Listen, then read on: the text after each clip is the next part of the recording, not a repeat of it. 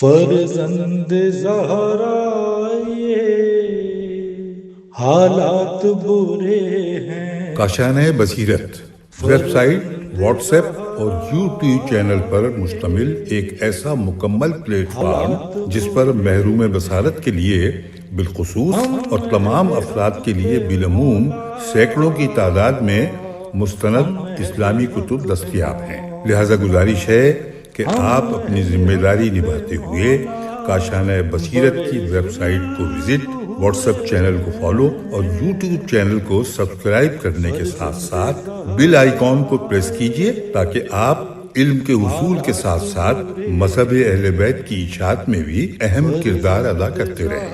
کاشانۂ بصیرت۔ حالات برے ہیں۔ پیج نمبر 332 ہے۔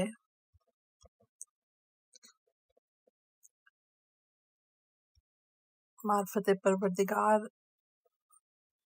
وہی سلسلہ جاری ہے جو ابھی پیج نمبر 331 میں نے مکمل کیا تھا۔ اب اس میں لکھا ہے کہ وہ اللہ تعالیٰ سننے والا ہے لیکن نہ کسی عضو کے ذریعے۔ اب بریکٹ میں لکھا ہے حضرت علی علیہ السلام شرح ابن ابی الحدید جلد نمبر 1479 اور نہج البلاغہ خطبہ نمبر 152۔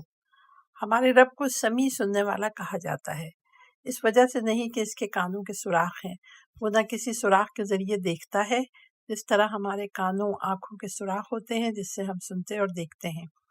بقول امام رضا علیہ السلام کافی جلد اول پیج نمبر 121۔ وہ اللہ جس ذریعے سے دیکھتا ہے اسی سے سنتا ہے، جس سے سنتا ہے اسی سے دیکھتا ہے۔ چونکہ مختلف زبانیں اسے اشتباہ میں نہیں ڈال سکتی، ایک آواز اسے دوسری آواز سے بے خبر نہیں کر سکتی، لہذا ہم اسے سمیع سننے والا کہتے ہیں، نہ اس طرح جیسے دوسرے لوگ سننے والے ہوتے ہیں۔ بقول امام علی رضا علیہ السلام التوحید پیج نمبر 65۔ بے شک خداوند عالم سمیع و بصیر ہے، جس ذریعے سے دیکھتا ہے اسی سے سنتا ہے اور جس سے سنتا ہے اسی سے دیکھتا ہے۔ امام محمد باقر علیہ السلام التوحید پیج نمبر 144۔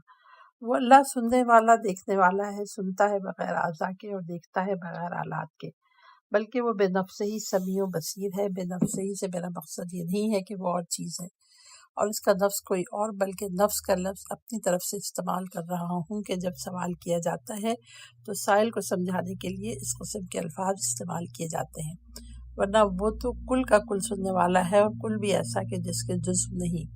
امام جعفر صادق علیہ السلام التوحید پیج نمبر 144۔ حدیث نمبر ہے 2659۔ اس کی ہیڈنگ ہے بصیر اور بریکٹ میں لکھا ہے دیکھنے والا۔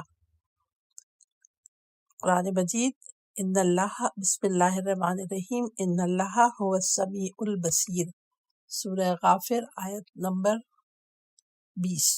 اس کا ترجمہ ہے کہ اس میں شک نہیں کہ اللہ سننے والا، دیکھنے والا ہے۔ ان اللہ بعبادہ لخبیر بصیر، سورہ فاطر آیت نمبر 31۔ ترجمہ ہے کہ بے شک اللہ اپنے بندوں کے حالات سے خوب واقف ہے اور انہیں دیکھ رہا ہے۔ سورہ بقرہ کی آیت نمبر 110 ہے ان اللہ بما تعملون بصیر، جو کچھ تم کرتے ہو یقیناً اللہ اسے دیکھ رہا ہے۔ حدیث شریف ہے کہ اور اس اللہ کے سوا ہر دیکھنے والا مخفی رنگوں اور لطیف جسموں کے دیکھنے سے نابینا ہوتا ہے۔ حضرت علی علیہ السلام شرح ابن ابی الحدید جلد نمبر 5 صفحہ نمبر 152 اور نہج البلاغہ خطبہ نمبر 65۔ اسی طرح دیکھنے کی نوعیت ہے کہ وہ اللہ تعالیٰ کسی سوراخ کے ذریعے نہیں دیکھتا جس طرح ہم دیکھتے ہیں، اور آنکھ کے سوراخ سے صرف دیکھنے ہی کا کام لیتا ہے۔ پیج نمبر 334 ہے۔ سننے وغیرہ جیسا کوئی کام نہیں کر سکتے۔ امام رضا علیہ السلام کافی جلد اول پیج نمبر 121۔ وہ اللہ تعالیٰ دیکھنے والا مگر حواس سے اس سے موصوف نہیں کیا جا سکتا۔ حضرت علی علیہ السلام نہج البلاغہ خطبہ نمبر 179۔ وہ اللہ تعالیٰ دیکھنے والا ہے لیکن نہ اس طرح کے آنکھیں پھیلائے۔ حضرت علی علیہ السلام التوحید پیج نمبر 56، نہج البلاغہ خطبہ نمبر 152۔ وہ اللہ تعالیٰ اس وقت بھی دیکھنے والا تھا جب مخلوقات میں کوئی چیز دکھائی دینے والی نہ تھی۔ حضرت علی علیہ السلام نہج البلاغہ خطبہ اول، چونکہ اس اللہ پہ سیاہ باریک چونٹی کے تحت السرا اور سمندر میں ٹھوس چٹان پر رات کی تاریکی میں چلنے کی آواز تک مخفی نہیں ہوتی، لہٰذا ہم اسے بصیر یعنی بریکٹ میں لکھا ہے یعنی دیکھنے والا کہتے ہیں۔ امام رضا علیہ السلام التوحید پیج نمبر 65۔ اب حدیث کا نمبر ہے 2660 اور ہیڈنگ ہے لطیف، اور بریکٹ میں لکھا ہوا ہے باریک بین، اور رائٹ ہینڈ پر لکھا ہے قرآن مجید۔ بسم اللہ الرحمن الرحیم، وَهُوَ اللطیف الخبیر، وہ بڑا باریک بین خبردار ہے۔ سورہ انعام آیت نمبر 104، پیج نمبر 335 ہے۔ سورہ ملک کی آیت نمبر 14 ہے، الا یعلم من خلق وهو اللطیف الخبیر، بھلا جس نے پیدا کیا ہے وہ بے خبر ہے، حالانکہ وہ تو بڑا باریک بین واقف کار ہے۔ حدیث شریف ہے کہ لطیف اس معنی کے لحاظ سے نہیں کہ اس میں قلت، لاغری اور چھوٹا پن پایا جاتا ہے، بلکہ اللہ تعالیٰ اس بنا پر لطیف ہے کہ تمام اشیاء میں اسے اثر و نفوذ حاصل ہے اور حواس تک اس کا ادراک نہیں کر سکتے۔ امام رضا علیہ السلام کافی جلد اول پیج نمبر 122۔ اللہ تعالیٰ لطیف ہے لیکن جسمانیت کی وجہ سے نہیں۔ حضرت علی علیہ السلام التوحید پیج نمبر 37۔ وہ لطیف ہے لیکن پوشیدگی سے اسے متصف نہیں کیا جا سکتا۔ حضرت علی علیہ السلام نہج البلاغہ خطبہ نمبر 179۔ میں نے اللہ کو لطیف کہا ہے، وہ لطیف مخلوق کے لیے لطیف ہے اور ہر لطیف چیز کو اچھی طرح جانتا ہے۔ کیا تم لطیف و غیر لطیف اشیاء، مکھی، مچھر اور اس سے چھوٹی سے مخلوق سے اس کی تخلیق کے آثار کو نہیں دیکھ رہے، جنہیں آنکھیں واضح طور پر نہیں دیکھ سکتی، بلکہ اپنے چھوٹے پن کی بنا پر ان کے نر و مادہ میں بھی پہچان نہیں ہو سکتی؟ بس اس سے ہمیں یقین ہو گیا کہ اس مخلوق کا خالق لطیف ہے۔ امام رضا علیہ السلام التوحید پیج نمبر 63 صفحہ نمبر 186۔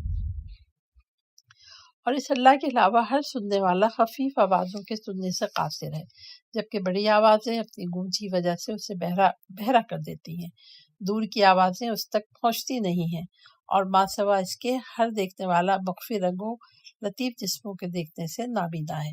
حضرت علیہ السلام نہج البلاغہ خطبہ نمبر 65، حدیث نمبر ہے 2661۔ خبیر، بریکٹ میں لکھا ہے باخبیر۔ بسم اللہ الرحمن الرحیم، قال نبأنی العلیم الخبیر، سورہ تحریم آیت نمبر 3۔ ترجمہ ہے، رسول خدا نے فرمایا مجھے واقف کار خبردار اللہ نے بتا دیا ہے۔ وَهُوَ الحکیم الخبیر، سورہ انعام آیت نمبر 73، اور وہی دانا واقف کار ہے۔ حدیث شریف ہے کہ رہی خبر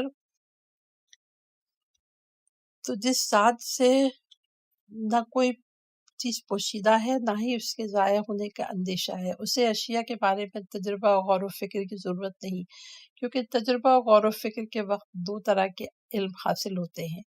اگر وہ نہ ہو تو علم حاصل نہ ہو سکے جو اس قسم کی صفت تجربہ اور غور و فکر، پیج نمبر ہے 337، جو اس قسم کی صفت سے حاصل ہونے والے علم کا حامل ہو وہ اس سے پہلے جاہل ہوتا ہے۔ حضرت امام رضا علیہ السلام کافی جلد اول پیج نمبر 122، التوحید پیج نمبر 189، اور اس کتاب میں ہے کوئی چیز اس سے جاتی نہیں رہتی، اسے نہ چیزوں کے تجربے کی ضرورت ہے اور نہ غور و فکر کرنے کی کہ اس سے کوئی علمی فائدہ ہو، اگر وہ نہ ہو تو اسے علم حاصل نہ ہو۔ حدیث نمبر ہے 2662، قوی، بریکٹ میں لکھا ہے زبردست، قرآن مجید۔ بسم اللہ الرحمن الرحیم، ان اللہ قوی شدید العقاب، سورہ انفال آیت نمبر 52۔ ترجمہ ہے، بے شک اللہ زبردست سخت عذاب دینے والا ہے۔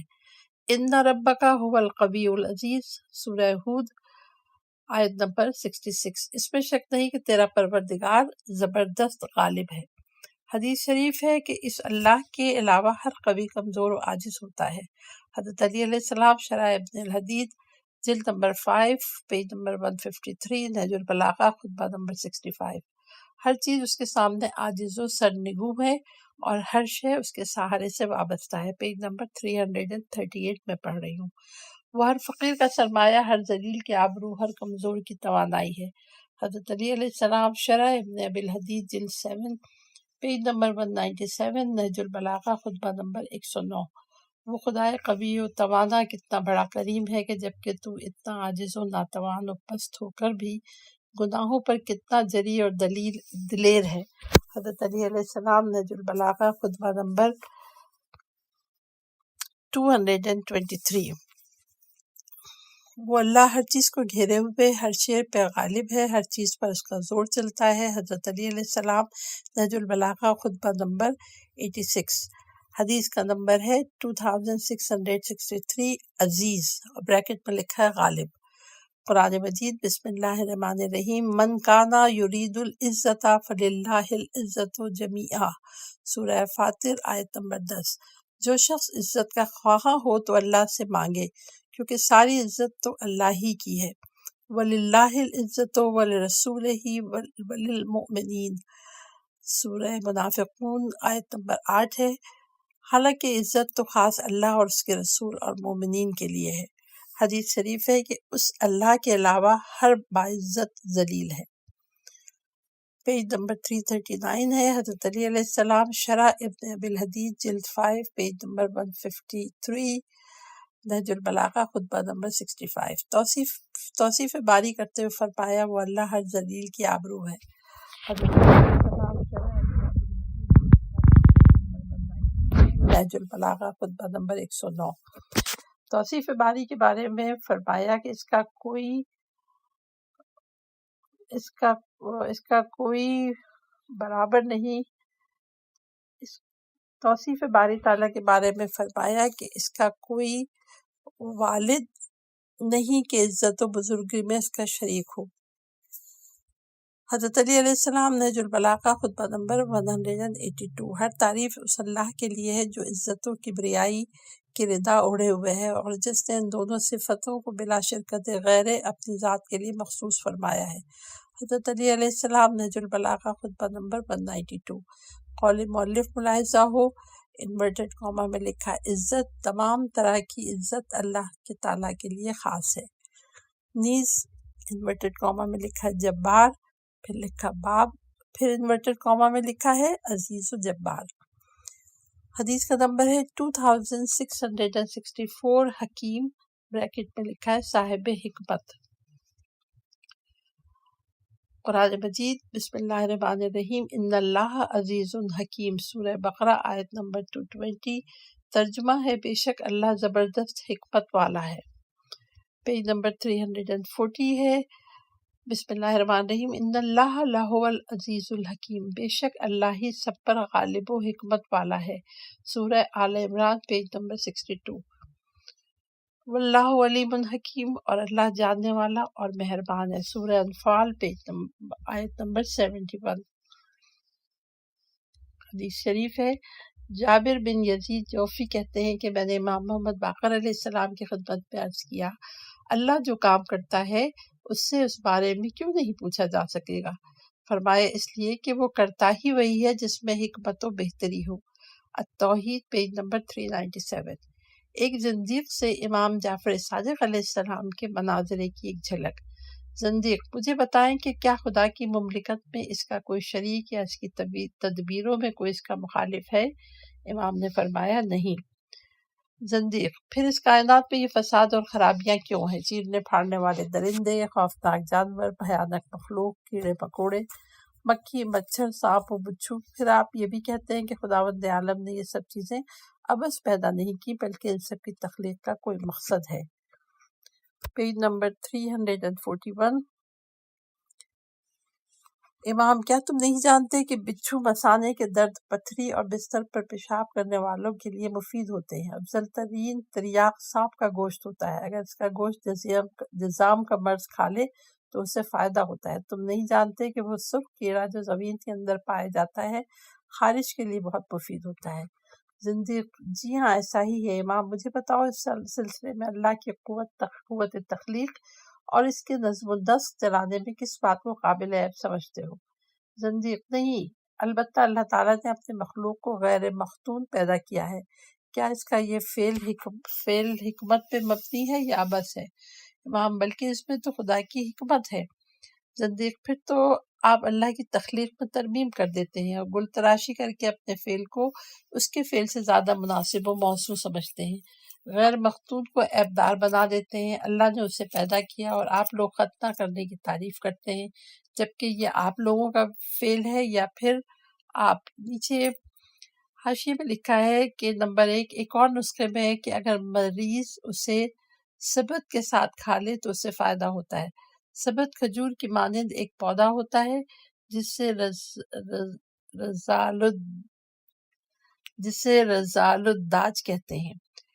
ایک اور نسخے میں ہے اس کا فائدے کا موجب ہے، اصل کتاب میں ہے سبت کے ساتھ کھائے۔ سبت پھٹکری کے مشابہ ایک معدنی نمک ہوتا ہے جو قابض ہوتا ہے، بریکٹ میں لکھا ہے ماشی۔ پیج نمبر 341 ہے، یہ کہیں کہ اللہ کا ایسا کرنا غلط ہے اور غیر حکیمانہ فعل ہے۔ امام یہ سب اللہ کی طرف سے حکمت اور بہتری پر مبنی ہے، البتہ اس نے کچھ کام اپنے مخلوق پر واجب لازم قرار دی ہے۔ مثلا جب نومولود اپنی ماں کے شکم سے باہر آتا ہے تو اس کی ناف اس کی ماں کی ناف سے ملی بھی ہوتی ہے۔ حکمت کے مالک اللہ نے ہی اسے خلق کیا ہوتا ہے، لیکن اس نے بندوں کو اس کے کاٹنے کا حکم دیا ہے۔ اگر اسے نہ کاٹا جائے تو اس سے زچہ اور بچہ دونوں کی تباہی کا اندیشہ ہو جاتا ہے۔ اس طرح انسان کے ناخن ہیں، حکم ہے کہ جب بڑھ جائیں تو انہیں کاٹ دیا جائے، حالانکہ وہ اس بات پہ قادر ہے کہ جب اس نے انسان کو پیدا کرنے کی ٹھانی تو اس کی ایسی تخلیق کرتا کہ ناخن بڑھتے ہی نہیں۔ اسی طرح سر اور مونچھوں کے بال ہیں، جب بڑھ جاتے ہیں تو کاٹے جاتے ہیں۔ یوں ہی بیل ہوتے ہیں تو بازوں کو خصی کرا دینا زیادہ مناسب ہوتا ہے۔ اس طرح تقدیر الہی میں عیب لازم نہیں آتا۔ بہار الانوار جلد نمبر 10 پیج نمبر 174۔ چمگادڑ کی تخلیق کے بارے میں فرمایا کہ اس کی صفت کی لطافتوں اور خلقت کی عجیب و غریب کار فرمائیوں میں کیا کیا گہری حکمتیں ہیں جو اس نے ہمیں چمگادڑوں کے اندر دکھائی ہیں، جن کی آنکھوں کو دن کا اجالا سکیڑ دیتا ہے، حالانکہ یہ اجالا تمام آنکھوں میں روشنی پھیلانے والا ہے۔ پیج نمبر 342 ہے کہ اندھیرا ان کی آنکھوں کو کھول دیتا ہے، حالانکہ وہ ہر زندہ شے کی آنکھوں پر نقاب ڈالنے والا ہے۔ حضرت علی علیہ السلام نہج البلاغہ خطبہ 155۔ اللہ تعالیٰ کی توصیف میں فرماتے ہیں کہ اس اللہ نے اپنی قدرت کی بادشاہت اور ان عجیب چیزوں کے واسطے سے جن میں اس کی حکمت و دانائی کے آثار منہ سے بول رہے ہیں، ہمیں وہ چیزیں دکھائی ہیں جنہوں نے قہراً دلیل قائم ہو جانے کے دباؤ سے اس کی معرفت کی طرف ہماری رہنمائی کی ہے۔ اس کی پیدا کردہ عجیب و غریب چیزوں میں ان کی صنعت کے آثار نمایاں واضح ہیں، چنانچہ ہر مخلوق اس کی ایک حجت اور ایک برہان بن گئی ہے۔ نہج البلاغہ خطبہ نمبر 91۔ قول مؤلف ملاحظہ ہو، دعا باب قبولیت سے روکنے والی چیزیں، حدیث نمبر 5690۔ علامہ طباطبائی مرحوم تفسیر المیزان میں اللہ تعالیٰ کی حکمت اور اس کے افعال کی مصلحت کے عنوان کے تحت فرماتے ہیں، جو مختلف قسم کی حرکات ہم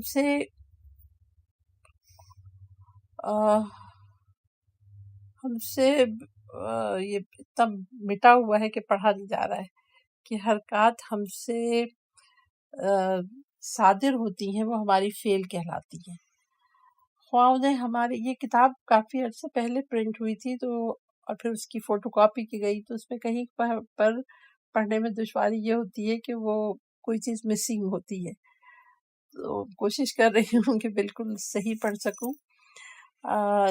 تو جو میں پڑھ رہی تھی کہ جو مختلف قسم کی حرکات ہم سے صادر ہوتی ہیں وہ ہماری فعل کہلاتی ہیں، خواہ انہیں ہمارے ارادے سے کسی بھی قسم کا تعلق ہو۔ لہٰذا جن حرکات کا ہمارے ارادے سے کسی قسم کا تعلق نہیں ہوتا یا جو اضطراری حرکتیں ہم سے سرزد ہوتی ہیں وہ ہمارے افعال نہیں کہلاتے ہیں۔ مثلا صحت، مرض یا ایام وصال کی اضطراری حرکات ہمارے افعال نہیں ہیں۔ یہ بات بھی واضح ہے کہ فعل کا ارادہ پیج نمبر ہے 344، اس کے رائج ہونے کے علم اور اس کے کمال کی یقین کے تابع ہوتا ہے، اس لحاظ سے کہ اس کام کا انجام دینا اس کے انجام نہ دینے سے بہتر اور اس کا فائدہ اس کے نقصان سے زیادہ ہے۔ چنانچہ کسی کام کے انجام دینے کے لیے خیر کی ترجیح کے پہلو کو مد نظر رکھ کر اسے انجام دیا جاتا ہے۔ یہی بات کسی فاعل کے فعل کو انجام دینے کا باعث ہوتی ہے۔ اسی چیز کو ہم فاعل کی غرض غایت کہتے ہیں۔ فلسفی بحثوں نے اس بات کو قطعی طور پہ ثابت کر دیا ہے کہ فعل بمعنی فاعل سے صادر ہونے والا اثر خود ارادی یا غیر ارادی کسی نہ کسی غرض سے خالی نہیں ہوتا۔ بس جو فعل کسی خیر کی جہت پر مشتمل ہوتا ہے اسے فعل کی مصلحت کہتے ہیں۔ عقلاء یعنی معاشرہ جسے مصلحت کہتا ہے وہ فاعل کو فعل کے انجام دینے کا موجب ہوتی ہے۔ یہی مصلحت فعل کے محکم ہونے کا سبب اور فاعل کو اپنے فعل میں حکیم صاحب حکمت بنانے کا موجب ہوتی ہے۔ اگر یہ مصلحت نہ ہو تو فعل لغو غیر مؤثر سمجھا جائے گا۔ یہ بات بھی واضح ہے کہ جس مصلحت کا تعلق فعل سے ہوتا ہے اس کا وجود فعل سے پہلے نہیں ہوتا۔ جو مصلحت فاعل کو فعل کے انجام دینے پر آمادہ کرتی ہے اور اس کا موجب بنتی ہے اس کا وجود علمی ہوتا ہے، خارجی نہیں۔ وہ یوں کہ ہم میں سے کوئی شخص کوئی فعل سر انجام دیتا ہے تو اس کے نزدیک ایک علمی صورت سامنے آتی ہے۔ پیج نمبر ہے 345۔ جو خارجی نظام سے حاصل کی جاتی ہے جس میں جاری کلی قوانین منظم اصول ہوتے ہیں جو حرکتوں کو ان کے مقصود کی طرف لے جانے کے لیے حاکم افعال کو ان کی غرض کی طرف لے جانے کے لیے کار فرما ہوتے ہیں۔ اشیاء کے باہمی رابطے کی وجہ سے تجربے کے حصول کے لیے حکم فرما ہوتے ہیں اور اس میں شک نہیں کہ یہ علمی نظام کے تابع ہوتے ہیں جس پر اس کو مرتب کیا جاتا ہے۔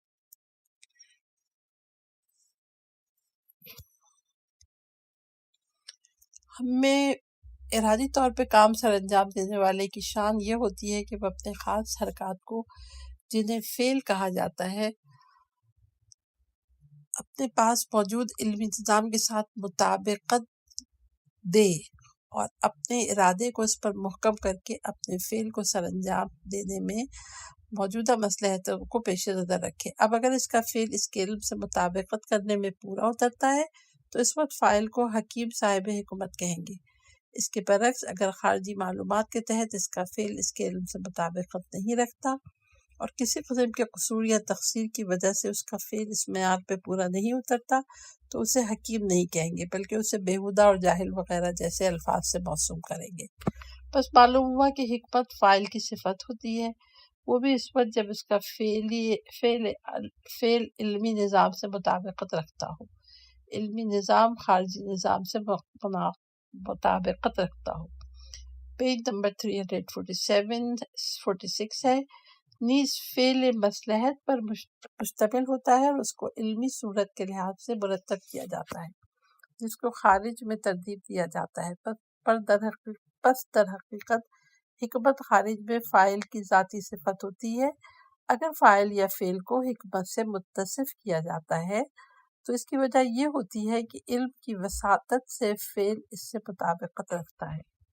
اسی طرح فعل جو مصلحت پر مشتمل ہوتا ہے وہ بھی معنی کے لحاظ سے ہوتا ہے کہ خارج میں اس کی علمی صورت کے ساتھ اس کا تعلق ہوتا ہے۔ یہ صورت ان افعال پہ پوری اترتی ہے جن کا خارج میں مطابقت کا ارادہ ہوتا ہے، جیسے ہمارے ارادی افعال ہوتے ہیں، لیکن جو افعال خود سرزد ہوتے ہیں وہ خداوند عالم کے افعال ہیں اور وہی بذات خود حکمت ہوتے ہیں، نہ کہ کسی اور امر کی حکایت کے لیے ہوتے ہیں۔ یہی چیز حکمت کہلاتی ہے۔ اس کے افعال مصلحت پر مبنی ہوتے ہیں، یعنی مصلحت ان کے تابع ہوتی ہے نہ کہ وہ مصلحت کے تابع، جس کی بنا پہ اللہ تعالیٰ سے یہ افعال وجود میں آتے ہیں۔ جیسا کہ آپ جان چکے ہیں اللہ تعالیٰ کے ہر فاعل سے تم نے ایسا کیوں کیا کے ساتھ سوال کیا جا سکتا ہے، جس کا مطلب یہ ہے کہ وہ اپنے پاس موجود علمی نظام کے تحت اپنے فعل کو خارجی نظام سے مطابقت دے۔ یہ اشارہ ہے اس مصلحت کی طرف جو فاعل کے فعل کو انجام دینے کا باعث بن رہی ہے۔ پیج نمبر 347 ہے۔ لیکن ذات باری تعالیٰ پر سوال کرنے کی گنجائش ہی نہیں ہوتی، کیونکہ اس کا ہر فعل بذات خود ایک خارجی نظام ہے۔ یہ خارجی نظام ہی تو ہوتا ہے جس کے بارے میں سوال کیا جاتا ہے کہ آیا فعل اس کے مطابق ہے یا نہیں۔ چونکہ اللہ کے افعال بذات خود خارجی نظام ہوتے ہیں، ان کے لیے کوئی اور خارجی نظام نہیں ہوتا جس سے اسے مطابقت دی جا سکے۔ اس کا فعل اس کا وہی صورت علمی ہوتی ہے جسے مصلحت کہا جاتا ہے، اور وہ فعل کو انجام دینے کا موجب و داعی ہوتا ہے جس کے اوپر کوئی اور نظام نہیں ہوتا، جیسا کہ آپ ابھی معلوم کر چکے ہیں کہ اس علمی صورت سے کوئی اور مصلحت اخذ کی جائے جو اس نظام کا باعث ہو۔ بریکٹ پہ لکھا ہے، خوب غور کیجیے گا، ریفرنس میں لکھا ہے کہ المیزان جلد نمبر 14 پیج نمبر 295 تا 297۔ اب جو میں حدیث پڑھوں گی اس کا نمبر ہے 2665۔ سمد بریکٹ پہ لکھا ہے بے نیاز۔ بسم اللہ الرحمن الرحیم۔ اللہ الصمد، اللہ بے نیاز ہے۔ سورہ اخلاص۔ حدیث شریف، سمد وہ ہے جس کا شکم نہ ہو۔ سمد وہ ہوتا ہے، پیج نمبر 348 ہے، جس کی سرداری حد انتہا تک پہنچ چکی ہو۔ سمد وہ ہوتا ہے جو نہ کھائے نہ پیے۔ سمد وہ ہوتا ہے جو سوئے نہیں۔ سمد وہ ہوتا ہے جو دائم ہو، ہمیشہ سے ہو، ہمیشہ رہے۔ حضرت علی علیہ السلام، التوحید، پیج نمبر 90۔ سمد وہ ہوتا ہے جس کا کوئی شریک نہ ہو، کسی چیز کی حفاظت اسے اکتاہٹ میں نہ ڈالے اور اس سے کوئی چیز پوشیدہ نہ ہو۔ امام زین العابدین علیہ السلام، التوحید، پیج نمبر 90۔ سمد عدد کی تفریق کے بغیر ہوتا ہے۔ حضرت علی علیہ السلام، نور الثقلین، جلد 5، پیج نمبر 710۔ سمد کی تفسیر میں فرمایا، سمد وہ ہوتا ہے جس کا شکم نہ ہو۔ امام جعفر صادق علیہ السلام، التوحید، پیج نمبر 63۔ ایزن، سمد وہ سردار ہوتا ہے جس کی طرف ہر کمی یا بیشی میں قصد و ارادہ کیا جاتا ہے۔ امام محمد باقر علیہ السلام، التوحید، پیج نمبر 94۔ سمد وہ واجب الطاعات سردار ہوتا ہے جس کے اوپر اور کوئی امر و نہی کرنے والا نہ ہو۔ امام محمد باقر علیہ السلام، التوحید، پیج نمبر 90۔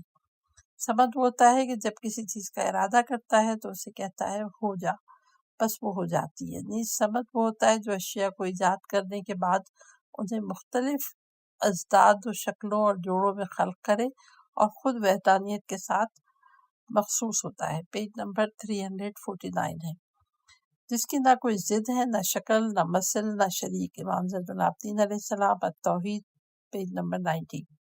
توحید کے بارے میں فرمایا، جس نے اسے اللہ کو مختلف کیفیتوں سے متصف کیا، اس نے اسے یکتا کیا ہے۔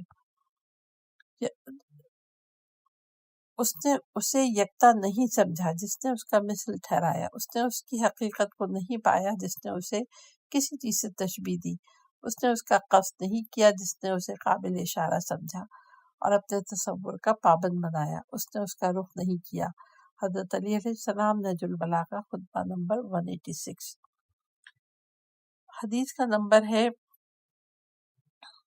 2666۔ وہ ہر جگہ موجود ہے۔ سیدھے ہاتھ کے اوپر لکھا ہے قرآن مجید، بسم اللہ الرحمن الرحیم، وَهُوَ مَعَكُمْ أَيْنَمَا كُنْتُمْ، اور تم جہاں بھی رہو اللہ تمہارے ساتھ ہے۔ الحدید، آیت نمبر 4۔ پھر حدیث ہے کہ وہ ہر جگہ، ہر ساتھ و ہر آن اور ہر جن و انسان کے ساتھ ہے۔ حضرت علی علیہ السلام، بحار الانوار، جلد 77، پیج نمبر 315۔ شرح ابن ابی الحدید، جلد نمبر 10، پیج نمبر 170۔ نہج البلاغہ، خطبہ نمبر 195، پیج نمبر 350 ہے۔ ایک منکر اسلام سے امام جعفر صادق علیہ السلام کے مناظرے سے اقتباس، زندیق منکر اسلام نے کہا، بوقت دعا اس سے کیا فرق پڑتا ہے کہ آپ اپنے ہاتھ آسمان کی طرف بلند کریں یا زمین کی طرف جھکا دیں؟ امام جعفر صادق علیہ السلام نے فرمایا، یہ اس چیز کے علم، احاطے اور قدرت میں برابر ہے، یعنی اس سے کوئی فرق نہیں پڑتا، لیکن ذات ذوالجلال نے اپنے اولیاء اور بندوں کو حکم دیا ہے کہ وہ اپنے ہاتھ آسمان کی طرف عرش کی جانب بلند کریں، کیونکہ اس نے اسے رزق کا معدن بنایا ہے۔ بحار الانوار، جلد نمبر 10 پیج نمبر 199، التوحید پیج نمبر 248۔ جب تم میں سے کوئی شخص نماز سے فارغ ہو جائے تو اپنے ہاتھ آسمان کی طرف بلند کر کے پوری کوشش کے ساتھ دعا مانگے۔ عبداللہ بن سبا نے پوچھا، یا امیر المومنین، کیا خدا ہر جگہ نہیں ہے؟ فرمایا ضرور ہے۔ کہا پھر بندے دعا کے لیے ہاتھ اپنا آسمان کی طرف کیوں اٹھاتے ہیں؟ فرمایا کیا تم نے قرآن میں نہیں پڑھا، تمہاری روزی اور جس چیز کا تم سے وعدہ کیا جاتا ہے آسمان میں ہے۔ زاریات نمبر 22 بریکٹ میں لکھا ہے۔ پس رزق و روزی کو اس کے اپنے مقام کے علاوہ اور کہاں سے طلب کیا جاتا ہے؟ کوشچن مارک ہے، اور پیج نمبر ہے 251۔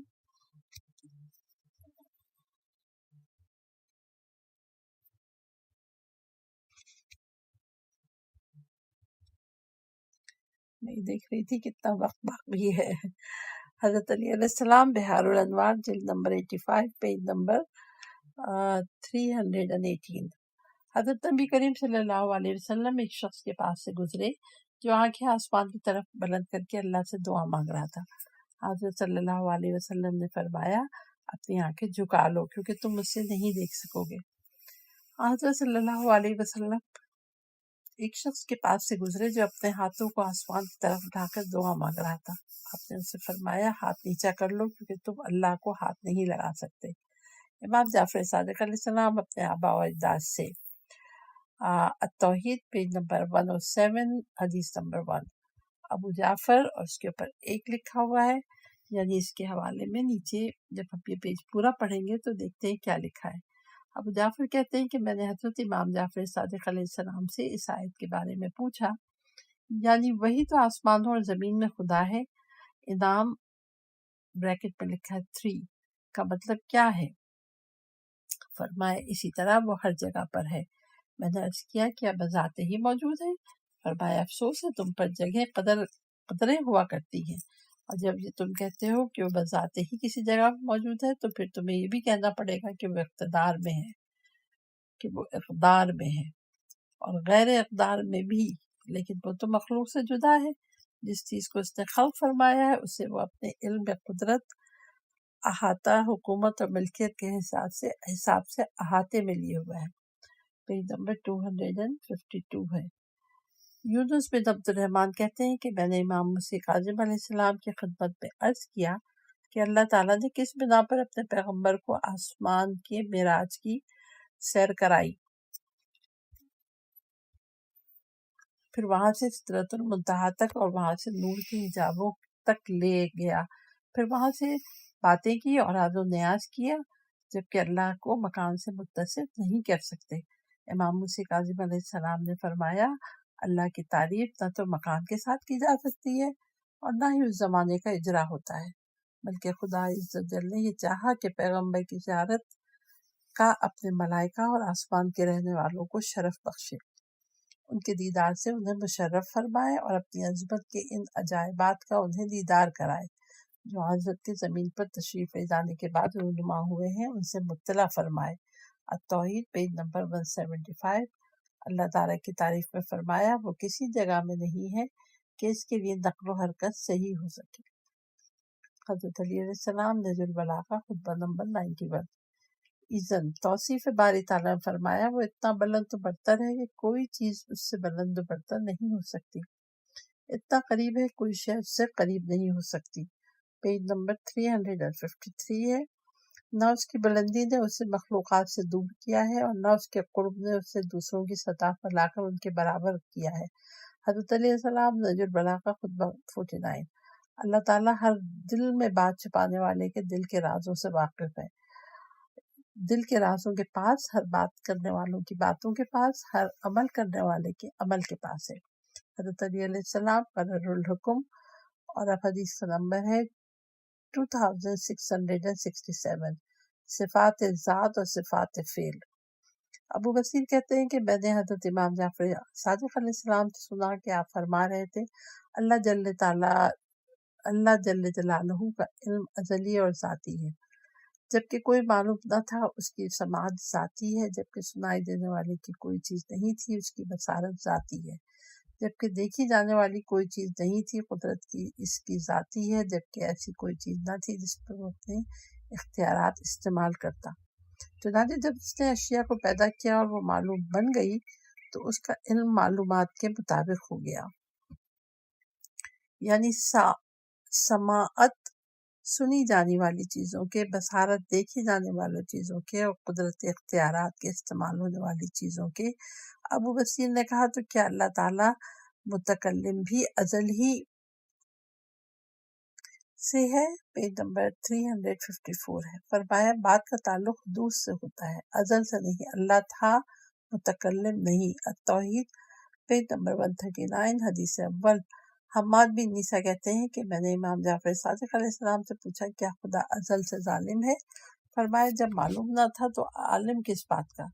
میں نے کہا ازل سے سننے والا ہے۔ فرمایا جب مسموع نہیں تھا تو سننے والا کس بات کا؟ میں نے کہا کیا ازل سے دیکھنے والا ہے؟ فرمایا جب دیکھنے والی کوئی چیز نہیں تھی تو دیکھنے والا کس بات کا؟ پھر امام نے خود ہی فرمایا خداوند عالم ازل سے علیم، سمیع اور بصیر ہے، یعنی علم، سماعت اور بصیرت اس کی ذات ہی میں ہے۔ التوحید پیج نمبر 139 حدیث نمبر 2۔ ہمارے رب کی ذات نوری، حی، عالم اور صمد ہے۔ امام جعفر صادق علیہ السلام۔ التوحید پیج نمبر 140 حدیث نمبر 4۔ مشیت اور ارادے کا تعلق صفات افعال کے ساتھ ہوتا ہے، لہذا جو شخص یہ گمان کرتا ہے کہ اللہ تعالیٰ ازل سے مرید اور شائی چاہنے والا ہے تو وہ موحد نہیں ہوگا۔ امام رضا علیہ السلام۔ التوحید پیج نمبر 338۔ بکیر بن آئین کہتے ہیں کہ میں نے امام جعفر صادق کی خدمت میں عرض کیا، پیج نمبر ہے 355۔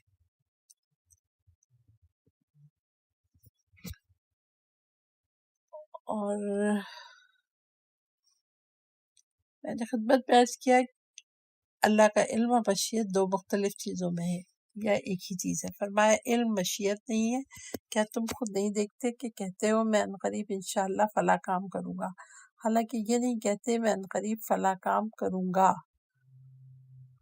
اگر خدا کو علم ہوا چنانچہ تمہارا انشاءاللہ کہنا اس بات کی دلیل ہے کہ ابھی تک اس کی مشیت نہیں ہے، جب وہ چاہے گا تو ویسا ہی ہوگا جیسے وہ چاہے گا، جبکہ خدا کا علم اس کی مشیت سے پہلے ہوتا ہے۔